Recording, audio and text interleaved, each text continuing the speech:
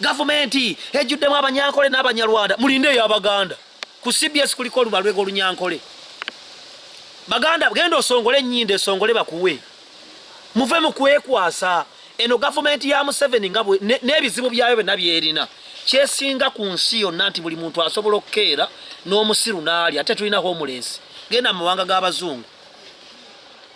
mawanga g'abazungu batolina mulimu kitegeeza gavumenti ogigasa osula ku kkubo wane waffe n'omusiru akeera n'asaza ekikomando n'alya nze ndi musajja mulokole bw'osoma Ecclesiastes 3 ekulaga nti buli kintu kirina sizoni yaakyo omulembe gwa Museveni omugezi agaggawala omusiru akomplaininga ffe mwe tugaggawalidde ate nze n'ogwa Bobi Wine nja kugaggawaliramu oli kaavu nedda oyagala nenkane bwenkanyi naawe nezookola emyezi 2 nzirira mu wiiki emu okolima kankukolimira okufuna amagezi nze sajja ku kibuga kusinika binnyo ekyo nkibagamba every time muka Bobi Wine aina akaunti z'Amazon kwafuna sente ng'awandiika obutabo takibagamba nze wembalaga okulima vanilla sente za Museveni zatutama ani gogobayiza abanaku abazibu abafumuuka empewo gwe ne bakuyita wali enakasero nalweiso nakkubira essimu oyiteyo n'ogaana ogenda gwe omwavu yakyawa gavumenti kubanga abatagiryamu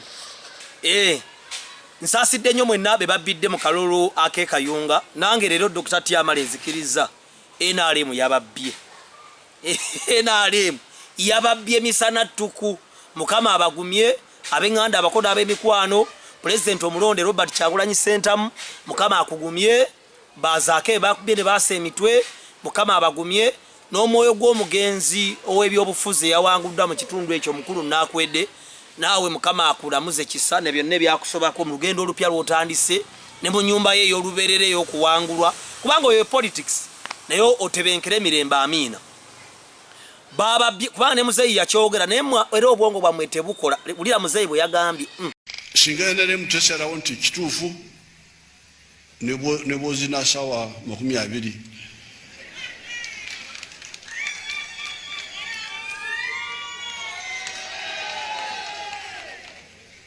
togenda kuyitamu NRM yerina ekigambo ekisembayo kati ngero oddamu ogamba nti okubbibwa naye ate bw'aba yababbye n'amala n'akyogera n'ababba ne mutabaako kye mukola temulina kye mugenda kukola always kubanga gavumenti erina obuyinza obbalowoleza gavumenti ng'omuzadde bw'abeera ewaka alina obuyinza okukulowoleza edda abantu wange 15 ng'omugenya akyadde omugenyi olwavangawo mpeno nga maama wazi kujjako kubanga alina obuyinza amanye 15 ogenda kuzikosa bya kisiru kugula paani kugula jole kugula dakosi buntuntu bukukuluba niye nazikola nagulamu enva ne muli ewaka kyakola kikuna kuwaza naye ate ebbanga buli lito okiraba gavumenti erina obuyinza okulowoleza abantu b'ekayunga wadde waliwo ekigambo kibatadde demokrasi ate demokrasi tebagibalimba nti eri wantu yonna tewali demokrasi gyeri mu nsi teriiyo ne mawanga ag'abawalabu golaba agalina ebibuga ebirungi galina ebibuga by'abantu abanyigiriza bamutamanyi ogenda Dubai bannange United Arab Emirates simanya nsi nnungi genda ku YouTube oteekemu bakulaga ebifo bye batalaga abantu mu nsi tewali muntu ali feya nnyoko yekka yali feya ate nnyoko bw'aba mwavu ne tajja kubeera feya kubanga muganda wabasinga obugagga nnyoko gwasinga okwagala gw'omwavu Katonda yayagala omwavu ate Katonda tomulabangako kati tewali muntu ayagala mwavu naye ensobe yakoleddwa njagala twogere ku kigambo kye bata dictatorship abantu bagamba Museveni dictator nange sijja kiwakanya dictator naye mu nsi yonna tewali mukulembeze gyayinza kugamba nti ndi mu kugenda Kayunga no opposition n'agenda tekirina gye kiri mu nsi yonna tewali gye kiri yonna mu nsi nti Bobi Wine Museveni agenda Kayunga nawe gyogenda ekyo osobola kikolewa Kagame osobola kikola Kenya oba osobola kikola Burkina Faso you can't kitegeeza Museveni either mukolera ye obanga muli mukabadi muli mutakulako muli kumuweeweeta buweeweesi ekyokubiri njagala owulirize statement nakwedeze yakoze owulire ebigambo bye yakoze then nkubulira ekiddako obululu buno tubadde tubuwangula n'omutwalo gumu n'ekitundu mubadde mulabeke gye babadde bafigitingamu waliwo ne polling sessions nnyingi nnyo ng'abalonzi base obululu obwabaddewo nga businga abalonzi obungi. Okay? No, it can't be true. We are declaring war against this country, against the NRM government, which is an imposter. You know what has been happening. No, we cannot. Aha. Ngabo owulidde ebigambo ebyagambye nzigudde olutalo ku gavumenti y'NRM. Ekyo mu nsi yonna ne bweba ya Amerika. Jo Trump kubanga bannayuganda bagamba eggwanga ng'Amerika muganda wange Trump baamuwangula ng'agamba n'okugamba nti baamubbye naye kasita baamulayiza nadde ewuwe n'atuula n'akolagana ne gavumenti eriko. Tosobola mu nsi yonna kugamba nti nzigudde olutalo ku gavumenti eri mbuyinza. Awo bakukwatira n'ogenda n'ofiira eruzira w'ensi eyo. Ekyo nakwedde kyayogedde osobola kyogerera e Rwanda kubanga oba bamaze okwerayingira nti oli muyeekera. Akabiina k'abayeekera bakavaayo Kekayunga ne Kaganda nakwedde yatukulembera. Kyebava basiba baseggirinya ne basewanyana ne muga gavumenti ebasibira bwereere. Dr. Tyewaleza gavumenti nedda nze nkubulya reality kuba buli gavumenti ejjanze njiwagira. Era ya Bob Wine bwerijjo baba yaba yakujja nze ne bwejjako leero ku buyinza nkyusizawo profile pictures siwakanya gavumenti ate buli gavumenti njagikolera. Okugikolera ku kize siwakanya gavumenti. Ekigambo kye bayita okuzannya n'omukulembeze ali mu buyinza okuzannya n'eggwanga ne security y'eggwanga tosobola kuvaayo n'ogamba nti nze nakwedde nzigudde olutalo ku gavumenti ne batakukwata. Kati kitegeeza Museveni ali democratic oba either mukolera ye. Ekyokubiri tewali nsi gy'osobola kwerangirira nga mukulembeze wa ggwanga n'osigala ng'otambula nti Kyagulanyi ali Kamoocha President ali Nakasero osobola okukasuka ejjinja neve Kamoocha negende Nakasero n'ogamba nti nze mukulembeze yalondebwa wadde balangirira oli n'alayira ekkololo n'osigala ng'otambula ne mu Amerika tosobola kikola kubanga Trump gye wadde bagenda mugulako omusango gw'okulya mu nsi olukwe bamuwangula ye ng'agamba bamubba abantu ne beekalakasiza mu Amerika. Ekyo tekibangawo. Tosobola kukikola noga nti nze mukulembeze omulonde ng'eggwanga limaze okulayiza omukulembeze. Kitegeeza Museveni si dikiteeta. Bano bonna boolaba babuzaabuza gwe omunaku. Nakwedde n'agamba nti nzigudde olutalo gavumenti ya Museveni n'asigala ng'atambula. Temutulimba. Lwaki njogera ebigambo bino mbyogera kubanga mmanyi nti abavubuka abato mbuzaabuziddwa n'ebintu eby'ekisiru. Standard y'abavubuka abaffe mu ggwanga lya Uganda eri wansi nnyo. We have a low standardized group of youth. Ate nga be bangi. Abamu basomyeko, abamu tebasomyeko. Kati waliwo omuntu ali mu kubuzaabuzibwa nti Kyagulanyi yakulembera eggwanga lya Uganda nti Museveni takulembera ggwanga. Nekikubeera mbwongo kadde olida gavumenti ya Kyagulanyi ate neeta mutambula muloota mu demokrasi talina gyali. Genda e Roma Papa ateekeddwa Papa bwafa balina kulonda mbakaridinaali abali mu nsi yonna. Mbuulirawo bakaridinaali omuddugavu yali alidde obwa Papa. Nono Papa aliko nkyogera buli nnaku ye Bagobuli ava gundi Argentina waliyo abantu ba mirundi ebiri. Waliyo aba Italy n'aba Spain n'aba Germany ba mirundi esatu. Oyo Papa aliko mu Germany mu Italy nankubadde bamujja gundi Argentina. Mu China tewaliyo ba bishop baba China. Lwaki Papa tavamba China? Gavumenti ejjuddemu Abanyankole n'Abanyarwanda mulinde ey'Abaganda. Ku CBS kuliko olubalwego olunyankole. Baganda genda osongole ennyinde esongole bakuwe. Muve mu kwekwasa. Eno gavumenti ya Museveni nga n'ebizibu byayo byonna byerina. Kyesinga ku nsi yonna nti buli muntu asobola okukeera n'omusiru n'ali ate tulina homeless. Genda mu mawanga g'Abazungu. Mawanga g'Abazungu batolina mulimu. Kitegeeza gavumenti ogigasa osula ku kkubo.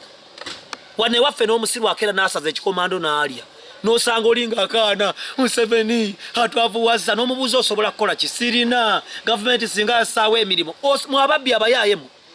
Hey nakwedde. Hey Kekayunga. Hey people power. Obwongo ne kati mwali kubeesije kati muli ku people power kati muli eri. Muzunge nga bwe mwagala. Time goes on. Bosomeki nze ndi musajja mulokole. Bosomekiriza 63 ekulaga nti buli kintu kirina sizoni yakyo. Omulembe gwa Museveni omugeza agaggawala omusiru akomplaininga. Ffe mwe tugaggawalidde ate nze n'ogwa Bob Wine nja kugaggawaliramu. Oli kaavu nedda oyagala nenkane bwenkanyi naawe neeza okola emyezi 2 nzirira mu wiiki emu. okolima kankukolimira okufuna amagezi nze sajja ku kibuga kusinika binnyo ekyo nkibagamba every time muganda muka Bobi Wine aina akaunti za Amazon kwafuna sente nga awandiika obutabo takibagamba nze wembalaga okulima vanilla sente za Museveni zatutama andigo gobayiza abanaku abazibwa abafumuuka empewo gwe ne bakuyita wali nakasero nalweiso nakubira essimu oyiteyo n'ogaana ogenda gwe omwavu yakyawa gavumenti kubanga abatagiryamu ninze mbabuulira reality abatambuddeko mu nsi ndaba abantu ababeera ebweru basinga okukyawa Museveni naate waliwo abagenda mu 9 mu gumu nga bamazeyo emyaka gigenda mu 3 mu 2 nga baavu lwaki mwagenda e Bungereza wali obulungi nakati mukyasula mu buyumba mu bushifuti obuyumba obulinga toilet obwavu butambulira mu musaayi covid mwoyavuwalidde kalina zisituka buli wooyita mwetufunidde opportunity ezongedde ku bulamu bwaffe ate ng'era bwe yatannatandika twalina opportunity kati ffe gwe mu covid ng'otudde waka oli mukusaba gavumenti ekuwa akawungu ffe ne tulaba amagezi ne tweyongerayo abanyankole bafuge nabo omwaka gwabwe guli gwako abala balijja omulembe gw'abalango gwaliwo abaganda mwakafuna bapulezidenti 5 mwakola muki Amini mwanyi yazibasimbya ku kibooko kyovola emwanyi enkalu bagita kibooko mwete mwagala kukola ate kino kibagamba every time ku economic scene tewaliyo tribe esinze kuleeta abantu basiru nga baganda ekyo nkyogera without fear or favor. It's not political, it's not tribal, but it's a reality. Abantu bomu centro oli bamuzaala Kayunga nasa nalabanga ensi yagimala nze gundi neddira muso nze gundi neddira malere nze mutesasira simanya ndi wangu ni muulibera mwe era ojja keberanga comment ezinvuma kino nga baganda balekana bulekanyi be bavuma abantu be bawemula abantu bo bamaanyi baganda obuganda kye munaku ettaka mwalirekayo ewammwe abamu mwalitunda buli kyo bwogamba kulima ettaka balitunda nerewa mwe balitunda. Pastor Asha kajja tusabireko session ene gwe ayina amagezi ekyo bakyogeranga kusimba nga nkyakola yosenkubuge yagambanga ayina amagezi ategeere omusiru asiriwalire ddala kati gwe sigala ngowooza Bobi Wine sibaye mukulembeze gwanga asimanya biki bw'oba yagala okukakasa ndi siye mukulembeze gende nakasero wali gende nakasero labe emiggo beginakuyita ku nnyuma ojja gyewuunya. Secondly, Museveni amala jenna kunganya nga tali mu Uganda nga ali Tanzania Kyagulanyi nga ali wano lwaki yagenda n'amuggyako bababuzaabuza bwongo genda okole gendo nyoko yakwagala tene nyoko ayina abaana 7 omugagga gwasinga okwagala gwe takwagala ne dame yali teresa mukulu wa mwayina kasente gwe tomanyi mama obiri mu dame ne waliwo muganda wa mwalirina kitegeza ne nyoka akuzaala bwo yavuwala akukyawa gendo okole Dr. Timu Veko vakuba lumbuye naye yasiranira bweru babanga lumbe yadduka mu Uganda embi eyo jali ayinayo kalina nti nedda obwo bwongo babwankima sign out. Beloved, njagala okusabako naawe ndaba mu linnya lya Mukama waffe Yesu Kristo. Yes, kasooke naawe aweddemu amaanyi kwebyo ebintu byolaba. You are seeing a number of things. Yobadde oyagala Katonda n'omutima gwo gwonna naye omutima gwo gwamenyeka kwebyo byolaba oba kwebyo ebyakolebwako yanga waliwo omuntu atayina Katonda w'amazima. Yes, nakola ebintu you are in a state of brokenness now. Njagala okukubulira muganda wange nti teri linnya ddala okujjako erya Yesu Kristo eriwereddwa abaana b'abantu mwe tusobola okuyita with confidence Katonda n'atukolera Yesu yayogera mwennyini I'm the way, the truth and life. So I want to pray for you. Njagala nsabeko naawe. Yes, eddakiika zo tusobola okuyamba n'otandika naawe okufuna ground n'oyita Katonda. So eri omuntu alina brokenness mu mutima olw'ensonga ez'enjawulo ebyolaba oba bye wayitamu njagala kusabako naawe. Father, in the name of Jesus, the Son of the living God, yes, there is no name above all names.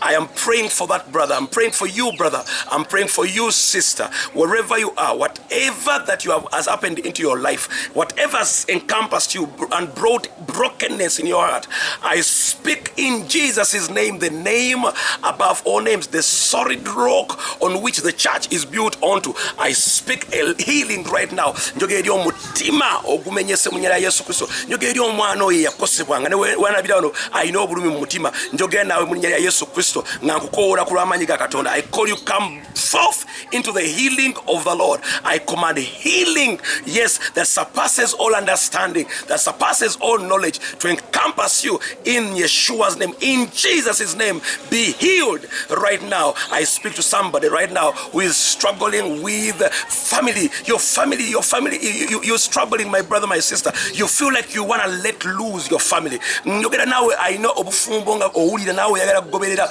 abamu ku bakitaffe eyo si enkola bw'ofukamira w'ofukamiddeawo n'oyogera ne Katonda nga nange nkwegaseko okukasana kano okukkiriza kwange n'okukkiriza okwo. Your family can be healed in the name of Jesus, the Son of the living God. I speak to that woman and that man struggling in their family. Heavenly Father, you are a God of oneness. In Jesus' name, I command restoration.